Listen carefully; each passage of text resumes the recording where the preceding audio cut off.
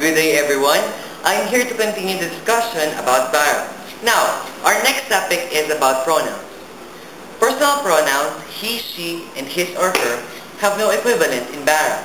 Ellie or Sue is used.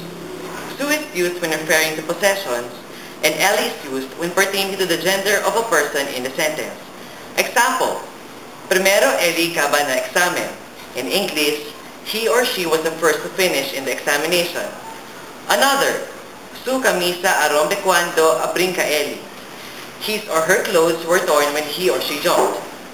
In Spanish, he and she and other pronouns have specific equivalent. Here is the table.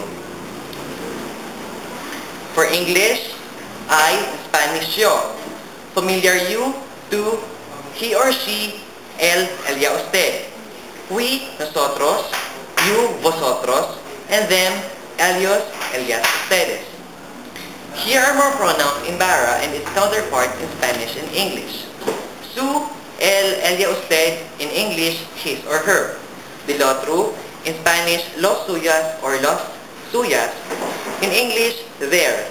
Dem otro, nuestro, our. De mi, el mío, mine.